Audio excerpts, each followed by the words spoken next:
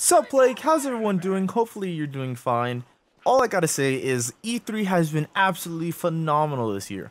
But before I get into the video, of course, I am playing Plants vs. Zombies Garden Warfare because it was free for EA Access, as they have announced that at EA's press conference. It was free for the week, so I decided I wanted to play it, and it's a really fun game. I'd recommend it to anybody. I just gotta say, Shenmue 3 was the biggest announcement to me that Sony would just pull out of thin air. Like, I did not expect that Shenmue 3 would be one of the announcements, even though the game was not in development and the creator was asking, here's a Kickstarter. We need a total of $2 million, which is really, that's a lot of money. But to think about it as a very, very popular game, this is an appropriate budget, and I'm so happy for them that they got $2 million in, I think, less than 16 hours, which is amazing. I wish I could have donated, but unfortunately I do not have enough money to donate at the moment. I cannot believe the fact that they just got $2 million out of thin air in a total of 12 hours. That is amazing. That just shows you how awesome the game community can be when it comes to just seeing their favorite sequel, or how should I say, yeah, sequel, be created. And that's another good reason for me to get PlayStation 4. Don't get me wrong, I'm not like a one-sided, I'm not an Xbox fan or PlayStation fan, but compared to how I am, I like to have a little bit of both worlds, and to get a PlayStation 4, I think that would be very ideal. So if they even have during that time a Shenmue 3 bundle, I will get it.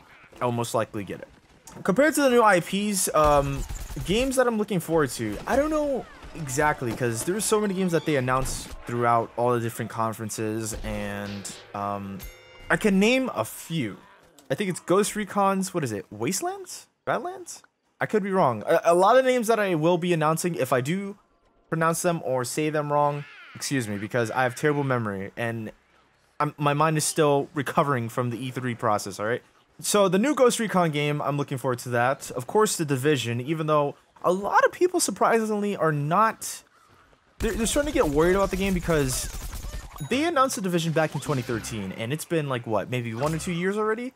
So it seems like they've been showing the same type of rehash gameplay, in a sense. I know that there's some elements that are new, but a lot of people felt like it was the same thing over and over again, and there's nothing really new yet.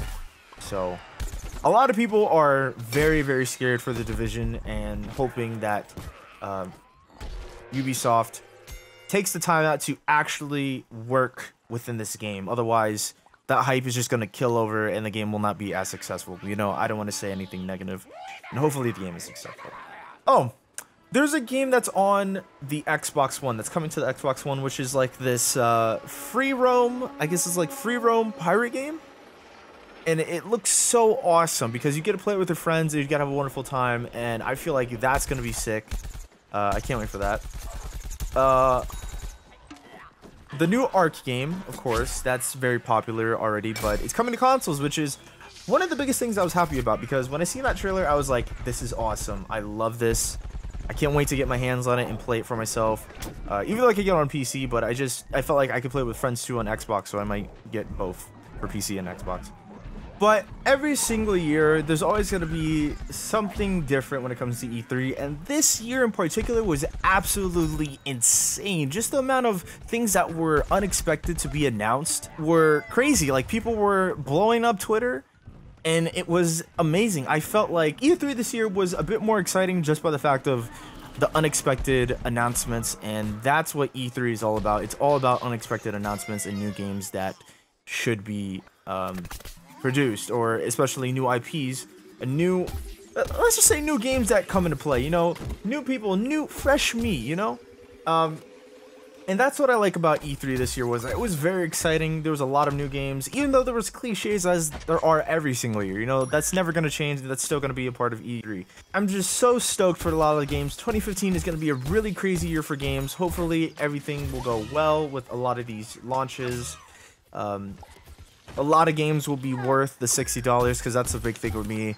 But knowing me, I feel like some games don't even feel remotely close to being $60 just for the final release, because the majority of these games are not as finished. There's always bugs and glitches and all this other stuff, so That's what I'm hoping. I'm hoping for this trend of, you know, launch day bugs and glitches and patches and all that stuff. Just finish the games, and you won't have this problem, and it won't be a very disturbing and annoying trend within a lot of game developers, even big game developers that this happens to. So thank you everyone for watching the video. Of course, if you have any type of comment or opinion that you want to describe with me, you know, or even just randomly in the comments to talk along with other people, feel free to do so, because I love talking to all different types of people, especially on topics like this, and have a nice conversation on what you would like to see or improve when it comes to E3, games in general, or anything you would like to see in the future to come.